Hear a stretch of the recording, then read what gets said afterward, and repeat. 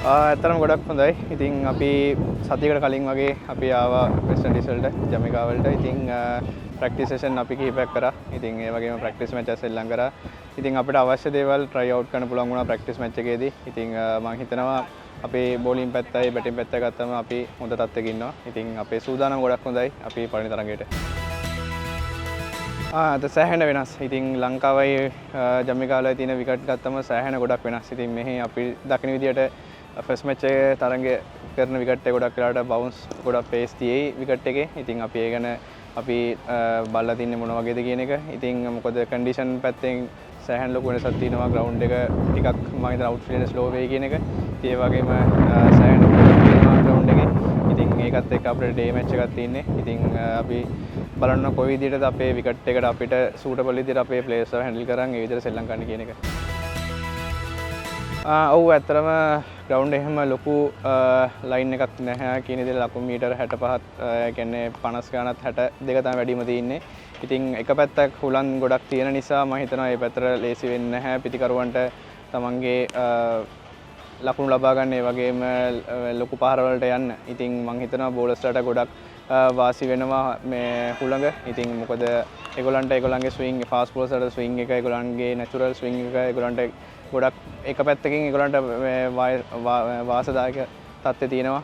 ඉතින් මම හිතනවා ස්පින් එකට ගොඩක් ලේසි වෙන්නේ නැහැ. මොකද ඒගොල්ලන්ට ග්‍රවුන්ඩ් එක පොඩි නිසායි විකට් එකත් හොඳයි. ඉතින් එක පැත්තක් හුලං තියෙන නිසා ඒගොල්ලන්ට මම හිතනවා වැඩි අනිත් ග්‍රවුන්ඩ් එක බලද්දි මේක ලේසි වෙන්නේ නැහැ කියන එක.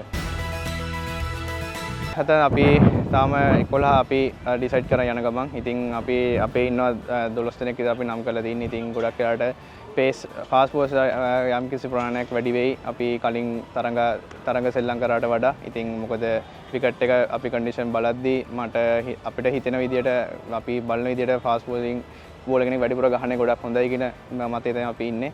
ඉතින් හෙට තරඟෙදී අපි ඒකන සැලකිලිමත් වෙනවා.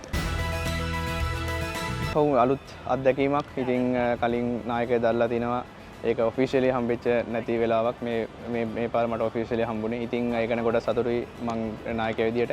ඉතින් කීප දෙනෙක් ඉන්නවා නායකත්වයේ දරපු ටීම් එකේ. වනිදු වසලංග, චරිත වසලංග, ඉතින් T20 දසුන් ශානක ඉන්නවා. ඉතින් ඒගොල්ලන්ත් එක්ක ඒගොල්ලන්ගේ අයිඩියාස් උත් මට නිතර ලැබෙනවා. ඉතින් මොකද වයිස් කැප්ටන් කෙනෙක් දාලා දෙනවා ටීම් එකේ ෆෝමැට් දෙකටම කමුදු මෙන්ඩිස්. ඉතින් එයාට එක්ස්පීරියන්ස් තියෙන ප්ලේයර් කෙනෙක්.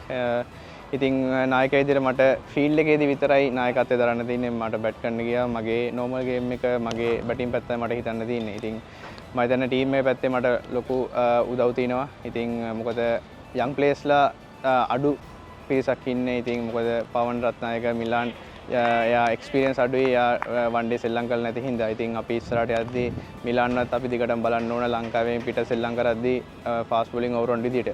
ඉතින් ඒ වගේම දුනිත් වෙල්ලාලගේ ඉන්නවා යං ප්ලේ විදියට.